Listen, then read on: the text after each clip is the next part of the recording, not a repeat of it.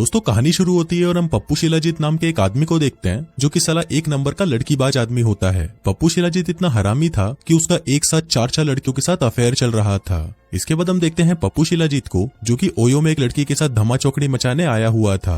अब पहला राउंड होने के बाद पप्पू शिलाजीत को उसकी दूसरी गर्लफ्रेंड का कॉल आता है जो कि अपने घर पर अपनी गीली बिल्ली के साथ उसके लिए तड़पी जा रही थी। अब क्योंकि पप्पू शिलाजीत को उसकी भी लेनी थी इसलिए वो अपनी पहली गर्लफ्रेंड से कहता है कि जाने मन मेरी दादी का फोन है और वो बहुत ज्यादा बीमार है इसलिए मुझे उनके पास जाना होगा। लेकिन दूसरी वाली के पास जाने से पहले वो पहली वाली के साथ एक बार फिर से धमा चौकड़ी मचाता है। अब सेकंड राउंड लेने के बाद ही पप्पू शिलाजीत उससे बोर हो चुका था इसलिए वो अपनी बंदी से कहता है कि मैं अपनी दादी के पास जा रहा हूँ और जाने से पहले वो अपनी बंदी के पर्स में से कुछ पैसे निकाल लेता है, जिसके बाद वो उन पैसों से दूसरी बंदी को बजाने के लिए निरोध खरीदता है। शाबाश। फिर रात को अच्छे से तैयार होकर वो अपनी दूसरी बंदी के घर पहुंचता है, लेकिन अंदर जाकर वो देखता है कि घर में पूरा अंधेरा है। पप्पू शिलाजीत को लगता है कि शायद उसकी बंदी चुपके से आकर उसका मुंह में लेगी, लेकिन तभी अचानक पीछे से उसकी बंदी आकर उसके सिर पर बेसबॉल बैट से हमला करके उसे बेहोश कर देती है। फिर कुछ देर बाद जब पप्पू शिलाजीत को होश आता है तो वो खुद को एक रेगिस्तान में पाता है। वो देखता है कि सिर्फ कच्छे को छोड़कर उसके बाकी सारे कपड़े उतार लिए गए हैं। फिर वो अपने कच्छे की जेब में हाथ डालता है जहाँ पर उसे एक निरोध का पैकेट और उसकी चारों गर्लफ्रेंड्स की एक फोटो मिलती है, जिसका मतलब था कि उसकी चारों गर्लफ्रेंड को पप्पू शिलाजीत के बारे में पता चल चुका था, इसलिए उन सभी ने मिलकर उसकी गांड फाड़ने का ये प्लान बनाया।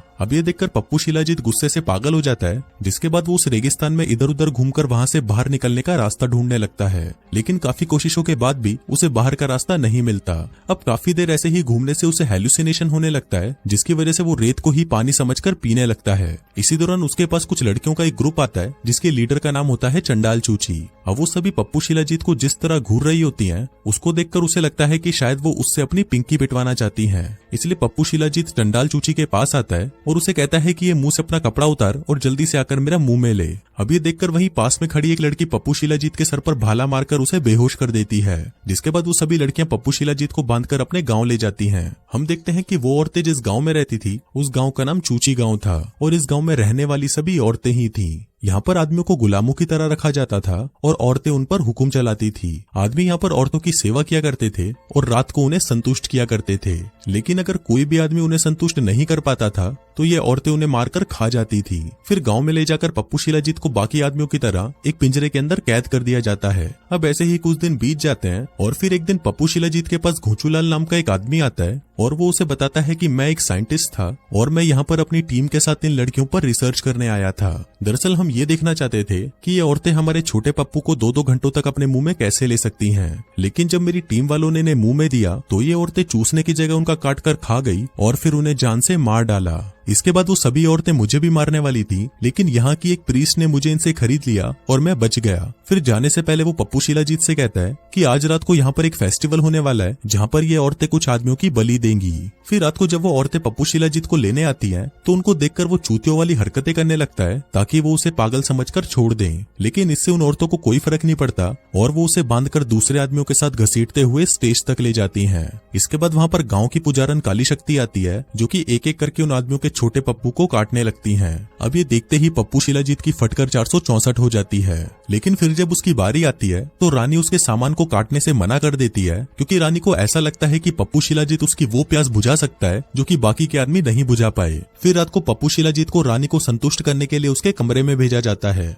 अब उसको देखकर रानी कहती है कि मुझे पीछे से डलवाने में बहुत मजा आता है। अब ये सुनकर पप्पू शिलाजीत खुश हो जाता है और सोचता है कि आज तो मैं इसकी पीछे से लूंगा, लेकिन तभी वहाँ पर कुछ लड़कियां आती हैं और पप्पू शिलाजीत को पकड़कर नीचे लिटा देती हैं, जिसके बाद एक प्लास्टिक का घोड़ा लाकर सीधा उसकी गांड में घुसा दिया जाता है। फिर अगली सुबह हम पप्पू शिलाजीत को देखते हैं जो कि लंगड़ा कर चल रहा होता है। अब उसकी ऐसी हालत देखकर घोचूलाल को उस पर तरस आ जाता है और वो उसे अपनी मालकिन के पास उसका फ्यूचर देखने के लिए ले जाता है। अब पप्पू शिलाजीत को देखकर वो औरत कहती है कि अगर तुम 3 महीने के अंदर महारानी को प्रेग्नेंट नहीं कर पाते तो तुम्हें जान से मार दिया जाएगा, लेकिन अगर तुम उसे प्रेग्नेंट कर देते हो तो भी तुम बचोगे नहीं, तुम्हें फिर भी जान से मार दिया जाएगा। अब बेचारे पप्पू शिलाजीत के पास कोई रास्ता नहीं बचा था, क्योंकि दोनों ही सिचुएशंस में उसकी मौत पक्की थी। फिर इसके बाद पप्पू शिलाजीत को पता चलता है कि इस गांव के आदमियों की हालत इतनी बुरी है कि कुछ सड़ी हुई सब्जियों के बदले उन आदमियों का सौदा कर दिया जाता है। अब आदमियों के साथ होने वाले ऐसे बर्ताव को देखकर पप्पू शिलाजीत घोचूलाल के साथ वहां से भागने का प्लान बनाता है, वो उसे कहता है कि अगर हमें यहाँ से निकलना है तो हमें कैसे भी करके इन औरतों का विश्वास जीतना होगा। अब अपना पप्पू शिलाजीत तो दिखने में काफी हैंडसम था, इसलिए उसे विश्वास था कि वो इस काम में जरूर सफल हो जाएंगे। वहीं दूसरी तरफ रानी की सेनापति आकर रानी से कहती है कि हमारे दुश्मन झाटू कबीले की सेना हमारी तरफ बढ़ती जा रही है। अब ये सुनकर रानी उसे कहती है कि गांव के बॉर्डर पर सभी लड़कियों को तैनात कर दो और अगर दुश्मन कबीले में से कोई भी हमारे गांव में आता है तो उन सभी की झांटों में आग लगा दो। फिर रात को हम पप्पू शिलाजीत को देखते हैं जो कि महारानी को इम्प्रेस करने के लिए उसकी सेवा करने का नाटक करने लगता है। अब महारानी को उसकी सेवा से चरम सुख की प्राप्ति मिल रही थी, जिसका फायदा उठाते हुए वो महारानी से कहता है कि हमें अपने गांव में एक ब्यूटी पार्लर खोलना चाहिए ताकि यहाँ की औरतें और भी ज्यादा सुंदर बन सकें। अब महारानी भी उसकी बातों में आ जाती है और वो उसे ब्यूटी पार्लर खोलने की परमिशन दे देती है। दरअसल पप्पू शिलाजीत ब्यूटी पार्लर के जरिए गांव की औरतों का विश्वास जीतना चाहता था। फिर अगले ही दिन पप्पू शिलाजीत और घोचूलाल मिलकर एक पुरानी सी बिल्डिंग को रेनोवेट करते हैं और उसे एक ब्यूटी पार्लर में बदल देते हैं। फिर कुछ देर बाद उनकी दुकान पर गांव की सबसे बदसूरत लड़की आती है, लेकिन इसके बाद भी पप्पू शिलाजीत और घोचूलाल मिलकर उसका ऐसा मेकओवर करते हैं कि वो बदसूरत से एकदम खूबसूरत आइटम बन जाती है। अब उसकी खूबसूरती को देखते ही गांव की बाकी औरतें भी पागल हो जाती हैं और वो सभी पप्पू शिलाजीत के पास आकर उनको भी वैसा ही खूबसूरत बनाने को कहती हैं। अब धीरे धीरे हम देखते हैं कि पप्पू शिलाजीत गांव की लड़कियों के बीच पॉपुलर हो जाता है और जो पैसा वो उन लड़कियों से कमाता है वो सारा पैसा वो महारानी पर उड़ा देता है ताकि वो उसे इम्प्रेस कर सके। फिर एक दिन डिनर के दौरान वो महारानी से कहता है कि मैं आपको बहुत पसंद करता हूँ और मैं आपसे शादी करना चाहता हूँ, लेकिन महारानी उसकी बातों में नहीं आती और उसे कहती है कि मेरे से दूर रहो। वो कहती है कि तुम एक आदमी हो और तुम्हारी यहाँ पर कोई औकात नहीं है।